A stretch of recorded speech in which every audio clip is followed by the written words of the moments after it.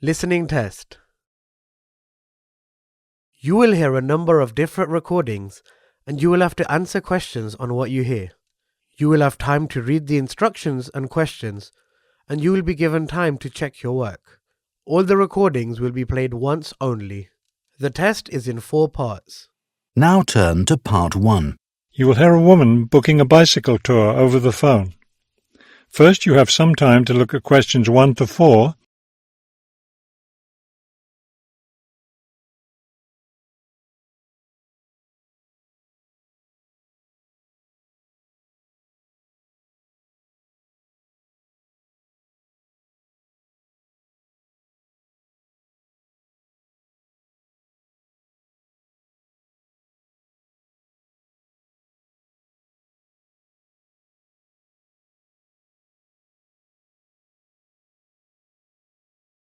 You will see that there is an example that has been done for you. On this occasion only, the conversation relating to this will be played first. Global Bicycle Tours. May I help you? Yes, thank you. I'd like to sign up for a bicycle tour. The man answers the phone. Global Bicycle Tours. So the word global has been written at the top of the form. Now we shall begin. You should answer the questions as you listen, because you will not hear the recording a second time. Listen carefully and answer questions 1 to 4. Global Bicycle Tours. May I help you? Yes, thank you. I'd like to sign up for a bicycle tour. Which tour were you interested in? We have the River Valley Tour coming up in June and the Mountain Tour in July. The River Valley tour is in June. I thought it was in May. It actually takes place the first week of June. Oh, I see. Well, I can still do that. The River Valley tour is the one I want. Splendid. Just let me take your information. May I have your name, please? Carla Schmidt. That's Carla with a K, not a C. K-A-R-L-A. Thank you, Miss Schmidt. Address? Do you need a street address, or can I give you my post office box? A post office box is fine. It's P.O. Box 257, Manchester. Thank you. Okay, next. Will you be bringing your own bicycle, or do you want to rent one from us? I'll bring my own. Excellent. Now, we provide all the meals, so we need to know if you have any dietary restrictions. I don't think so. What do you mean? I mean, if there's any food you can't eat.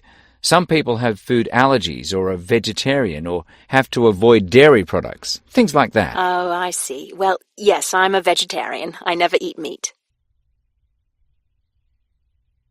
Before you hear the rest of the conversation, you have some time to look at questions 5 to 10.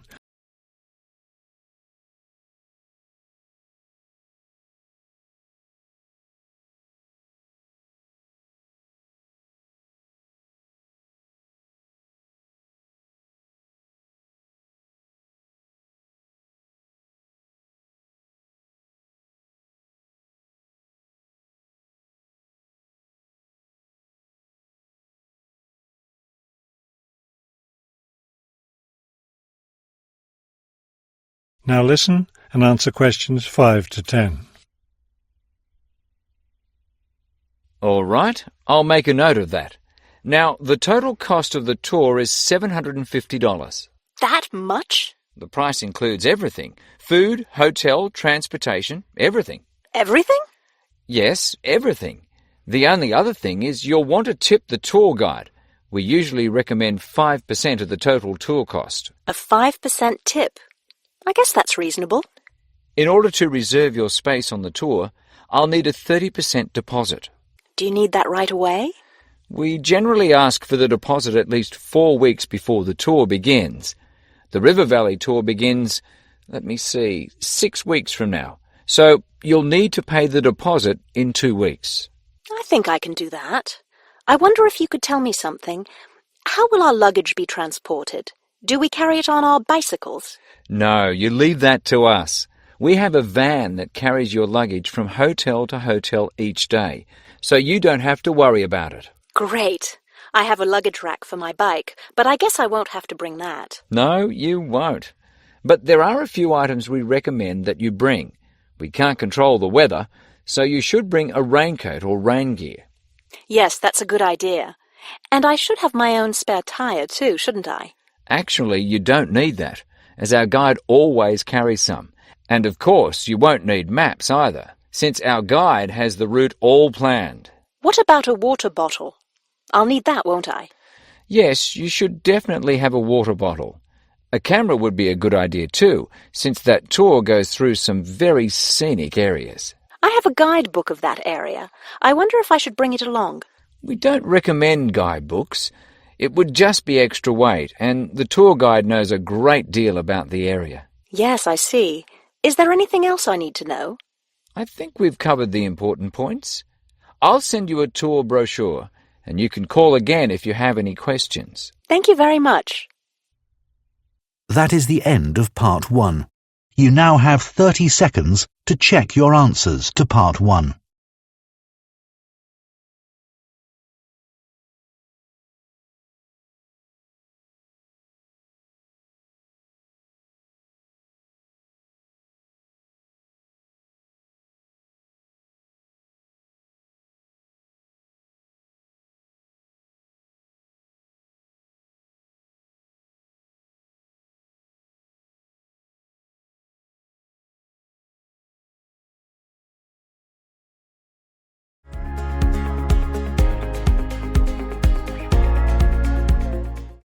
Part 2.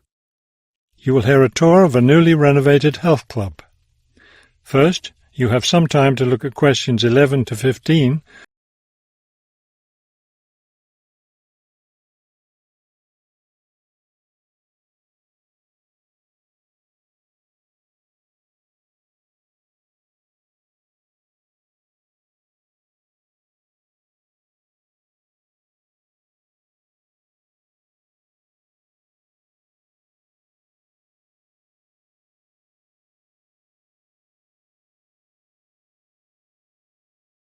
As you listen to the first part of the talk, answer questions 11 to 15. Thank you all for coming to see the new renovations to the Hartford Health Club. I know you'll be as pleased as I am to see the wonderful results of our months of hard work to improve the club and bring you the best facilities ever. We'll begin in here with the swimming pool. You'll notice the new colour of the adult pool, a lovely cool green. Now walk over here and look at the children's pool. It's the same green, but as you see, with brightly coloured sea creatures painted everywhere. Both of the pools needed painting, not only for maintenance, but I think the new colour greatly improves the atmosphere of this part of the club. Next, let's take a look at the locker rooms. Don't worry, there's no one using them just now. Doesn't it feel roomy in here? We've expanded both the men's and women's locker rooms, so now they'll be much more comfortable to use. There are bigger lockers, a good deal more room in the dressing area, and more places to store extra towels and equipment. Be careful as you walk through here. The floor's just been polished and may be a bit slippery. Let's go up to the exercise room next. Here, you'll notice a new floor. Walk on it. Doesn't that feel comfortable? It's a special material, softer than the old floor, an ideal surface for jogging and exercising. They had to move all the exercise equipment out while they were working on the floor, but don't worry, it will be brought back in before the end of today. Let's step outside now and look at the tennis courts. We haven't done a great deal here except to the equipment. We replaced all the nets and the ball throwing machine. Otherwise, everything is the same as it was before. Let's walk down this hallway, and here we are at the club store in its new location. We thought here by the entrance was a better place for it than where it used to be by the swimming pool. But it still has all the same items for sale, sports equipment and clothes in the club colours. Before you hear the rest of the talk, you have some time to look at questions 16 to 20.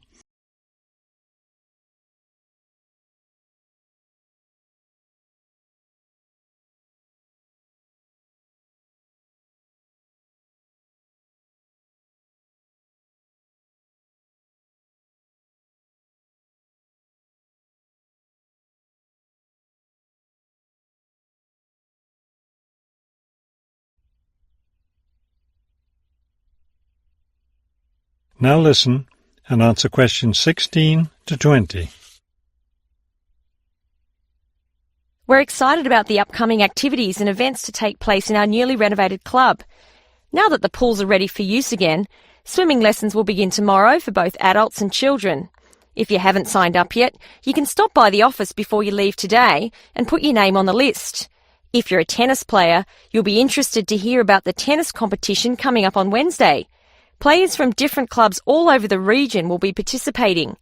If you'd like to watch the event, tickets are available in the office. Also, I want to be sure you all know you're invited to our club party coming up next weekend. We're celebrating the completion of the renovation work, and we have a lot to celebrate. The entire renovation project was finished in just 9 months. That's 3 months less than the 12 months we'd originally planned on. We're proud of that, and proud that we came in under budget too. Because we've had such good results with this project, we're already planning the next one. We already have 2 indoor pools, and next year we plan to install an outdoor pool right next to the tennis courts. Details of these plans will be made available to all club members soon. All right, I think we've covered just about everything. Are there any questions? That is the end of Part 2. You now have 30 seconds to check your answers to Part 2.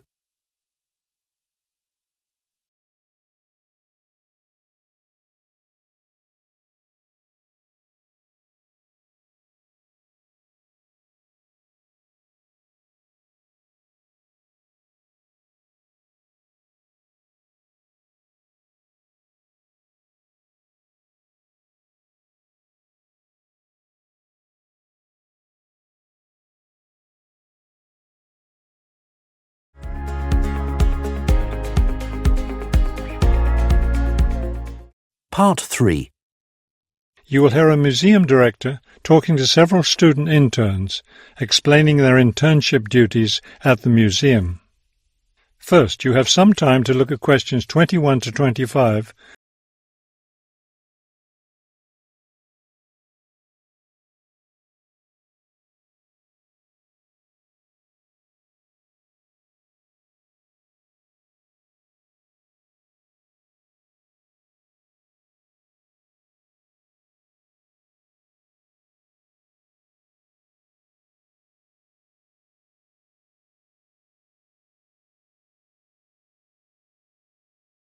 As you listen to the first part of the conversation, answer questions 21 to 25.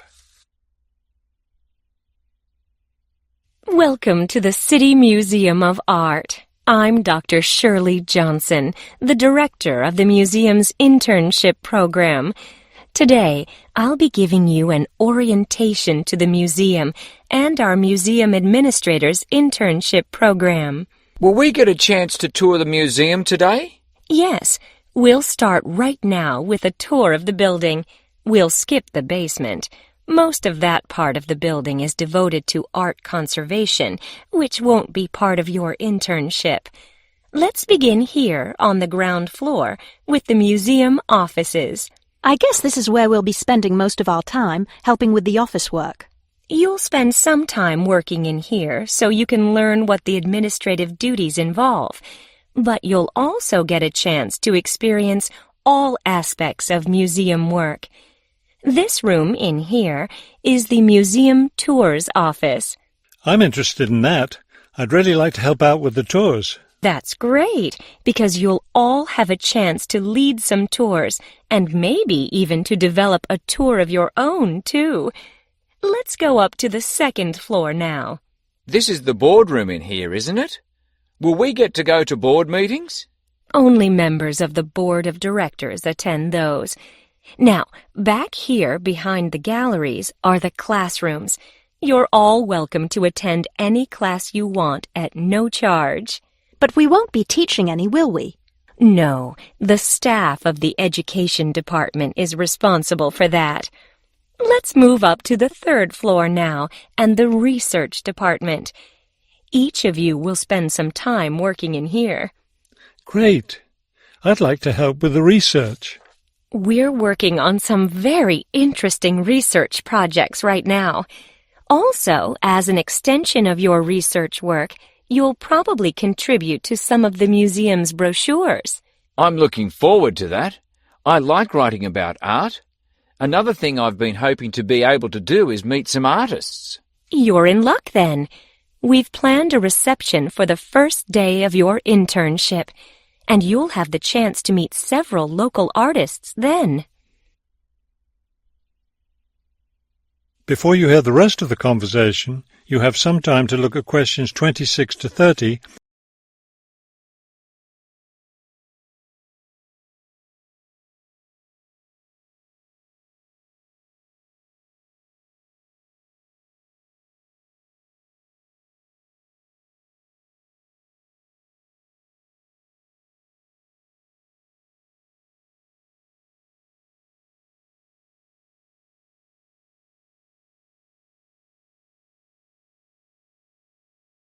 Now listen and answer questions 26 to 30. Could you give us a little background of the museum? I mean, when it was built and some information about the collections and things like that? Of course. The main part of the museum was built in 1895 with a combination of public and private funds. The new wing was built 60 years later with a donation from the Rhinebeck family. That part of the museum was built for the modern art collection, wasn't it? Yes, it was. In the main part of the museum, we have a gallery devoted to works by local artists, our sculpture collection, and a small collection of classical European art. You mentioned classes earlier. What kinds of classes does the museum offer? In our adult education program, we offer a series of art history classes, and for children, we have a program of arts and crafts workshops. You can get a brochure from the office that will give you more information. I saw a lot of chairs set up in the main hall. What are those for? Those are there for tonight's musical performance. We offer a weekly concert series during the fall and winter, and of course, all of you are welcome to attend. Now, if there are no more questions, let's step into my office and I'll show you your schedules. That is the end of Part 3. You now have 30 seconds to check your answers to Part 3.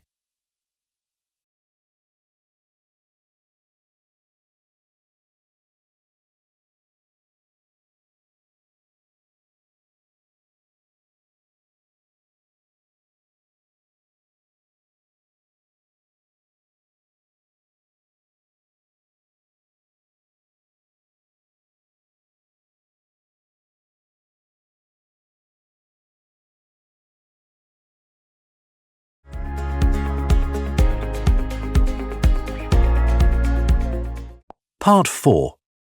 You will hear a lecture about the history of the tomato. First, you have some time to look at questions 31 to 35.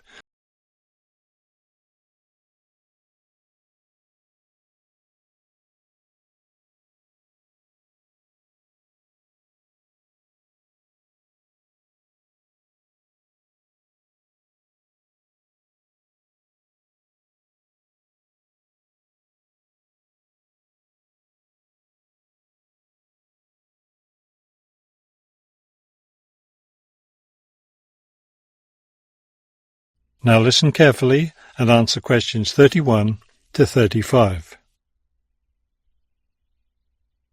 The tomato is a popular vegetable, which figures in the cuisine of many countries around the world. It is particularly prominent in Italian cooking, but it was unknown in Europe until Spanish explorers brought it back from the Americas. The tomato originated in the highlands of Peru. From there, it eventually found its way to Mexico, where it was cultivated by the Aztecs. The Aztec tomato wasn't the large red vegetable we know today. Rather, it was small and yellow. When this small round fruit arrived in Italy, it was named golden apple for its bright yellow color. You'll notice I just called it a fruit.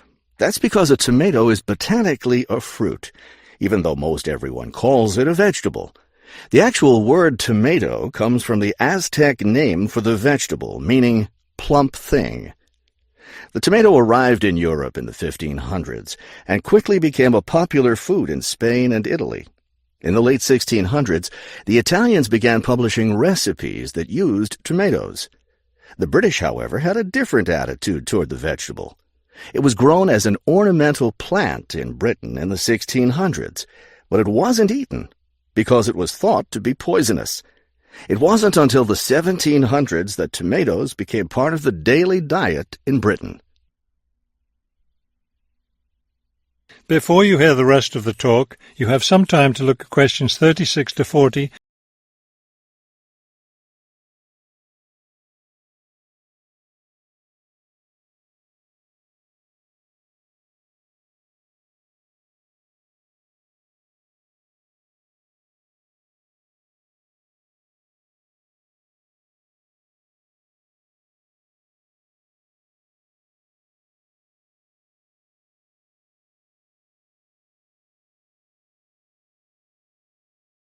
Now listen carefully and answer questions 36 to 40. In the United States, tomatoes were also used as ornamental plants rather than as food for a long time. This attitude began to change in the 1800s. In 1806, a gardener's calendar mentioned that tomatoes could be used to improve the flavor of soups and other foods. Thomas Jefferson did much to enhance the tomato's reputation as a food. He first served tomatoes to visitors at his home in Virginia in 1809. Then in 1820, a man named Robert Gibbon Johnson decided it was time to discard once and for all the idea that tomatoes were poisonous. To prove his point, he ate 1 kilo of ripe red tomatoes in public. 2,000 people gathered to watch this feat, which took place on the steps of the courthouse in Salem, Massachusetts. Amazingly enough, Johnson survived this stunt. The popularity of the tomato as a food began growing rapidly. Soon people all around the country were eating tomatoes. By the 1830s, American newspapers and magazines were publishing thousands of tomato recipes. However, all those recipes involved using tomatoes in some cooked form. Tomato salads and sandwiches were still unknown. It wasn't until a century later, in the 1930s, that it became popular for people to eat raw tomatoes. That is the end of Part 4. You now have 30 seconds to check your answers to Part 4.